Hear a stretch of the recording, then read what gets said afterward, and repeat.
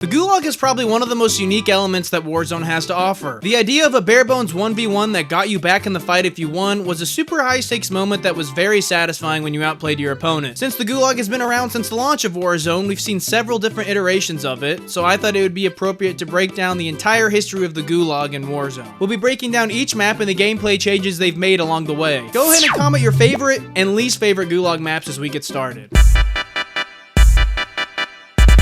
The classic Gulag showers. What an iconic location to not only Warzone, but COD in general. Since this is the first entry on the list, I'll go ahead and break down how the rules of the Gulag work for the entirety of Warzone 1. It was 1v1, usually had some really bad gun that both players would use. After the time limit, a capture point would spawn in the middle. If no one captured it, you both lost. Winner goes back into the fight. Also, you waited above or around the Gulag before it was your turn. The Gulag showers has gone down as the most beloved Gulag map by the community, and at this point holds a massive impact on pop culture during the Warzone pandemic era. The head glitch on each side with an awkward centerpiece to force engagement made for some of the fastest Gulag matches of all time.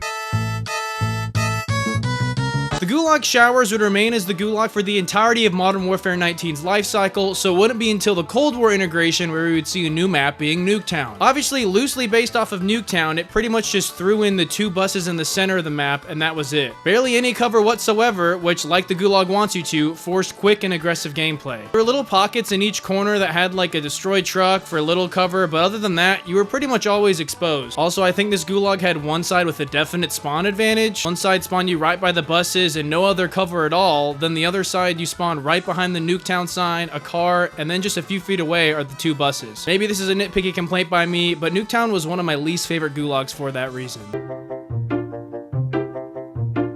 Alongside Cold War, we obviously got Rebirth, which I bet a lot of you didn't know that Rebirth had its own Gulag alongside it. This was a part of the mini royale mode that would reoccur through Warzone 1's life cycle. The Gulag was prison block, and it was essentially a Gulag version of the prison on Rebirth itself. It was pretty much a perfect square with a perimeter that was fairly open and clear, but then when you went into the center, it was a more cluttered and close range experience. Also, I'm pretty sure you almost always got a shotgun on this Gulag, which made that centerpiece just an absolute coin flip if you were gonna win or not, which made things very stressful. Overall, fun Gulag, but definitely forgotten since it was rarely playable.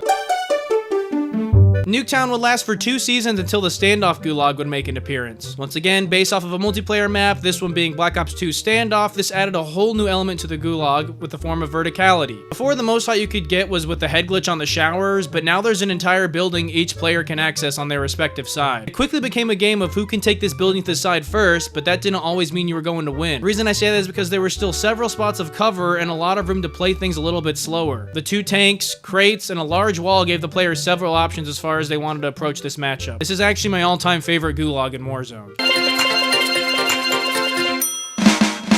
For some reason, a lot of people hate the Hijacked Gulag. I think it's spacious and open in each respective spawn, but once you go into either lane, you're given a lot more options. Revolving around the centerpiece of Black Ops 2's Hijacked, it was a pretty simple and fast-paced Gulag that was more long-range dominant. I will say, I think this is when they started to add more somewhat normal guns to the Gulag. You're pretty much always going to get an AR of some sort, so maybe that didn't mesh well, and that's why people didn't like it, but I had no complaints with Hijacked.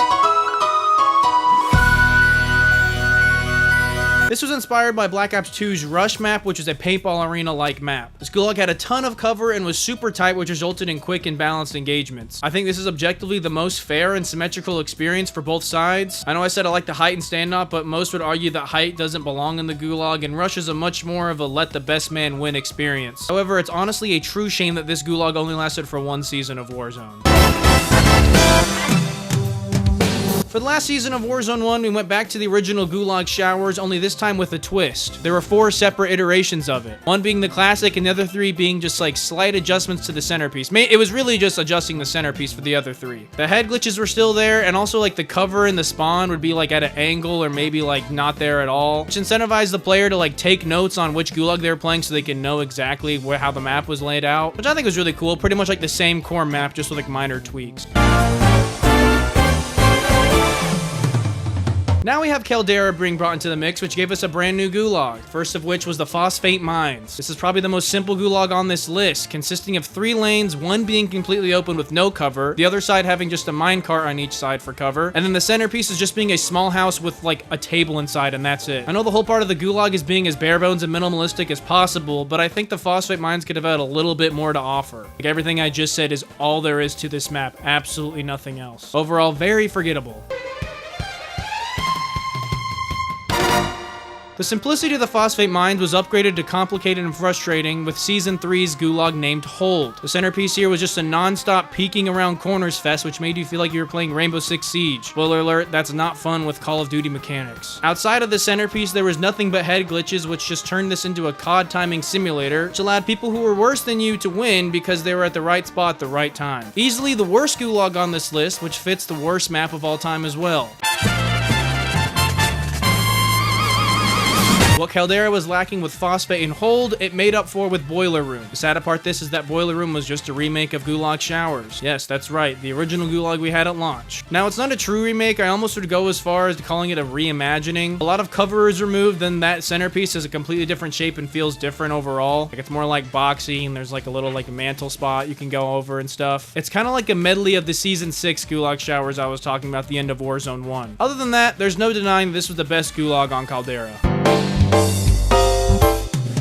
Now we're at Al Mazrah with Warzone 2, where the Gulag would get a complete overhaul. The most notable difference is now being a 2v2, and the person you would be partnered with would always be random. Secondly, alongside the new looting system, there's new loot and cash scattered across the Gulag. Also, you now start with armor unlocked before. But throughout all these changes, there's one more that's super game-changing. Now at around the same time the overtime flag spawns, an AI warden will spawn in with a minigun that if you defeat, will give everyone in the Gulag the win and you all get to escape. This was by far the most fun mechanic about the Warzone 2 Gulag because this is also the first time Warzone would see proximity chat, so teaming up with your opponents to kill the jailer was an option, as long as they were down to do it. Or you could always bait them into doing so, then kill them anyways. As far as the fortress itself, it's by far the biggest Gulag we'd ever seen, obviously because it had to fit all 4 players comfortably. I had no problem with the Gulag layout itself. It made for some really intense situations, like 1v2s were always like super cool to win, but I think most people just hated the 2v2 system. I think the 2v2 could work if it was more of like an in-Gulag event like we had in Urzikstan, more on that in a minute. But forcing the player to team up with a random every time was super annoying because you could be the best player there is, then get paired with a literal dumpster and have no chance of winning. Maybe if you and a teammate die at the same time and there's another team in the Gulag, then it could be a 2v2. That way you can at least get mad at your homie for throwing instead of some random. Anyways, in Season 2, the 2v2 system alongside the jailer would be scrapped and the map would be condensed to a more 1v1 style map. It was still pretty big, but definitely worked better for 1v1s.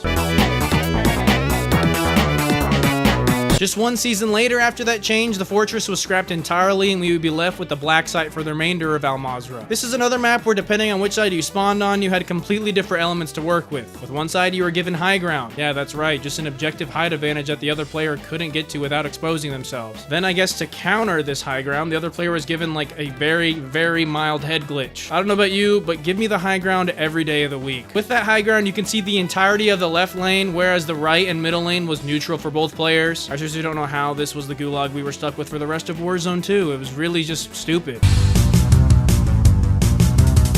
Towards the middle of Warzone 2, Vondel would eventually get its own Battle Royale playlist, which obviously brought along a new Gulag. Well, I say new, but this was yet again another remake of Gulag Showers, just in a winery fashion. I'm not going to talk too much about the Gulag itself and focus more so on another element. That's that they brought back the killing of the jailer element from the first Gulag of Warzone 2. But instead of spawning in mid-match, there's a handful of them on guard with you and the other players waiting. If you beat them to death, one of them will eventually drop a key that will free not only you, but everyone else waiting for their turn in the Gulag, which acted as a mini jailbreak. I'm sure a lot of people didn't actually know about this. I know I didn't because I never played Battle Royale on Vondel. One, it's a super rare playlist to begin with, and two, I would just rather play Resurgence on that map. Because like I said, on the Fortress, I did like the jailer aspect, so this kind of like brings that back a little bit.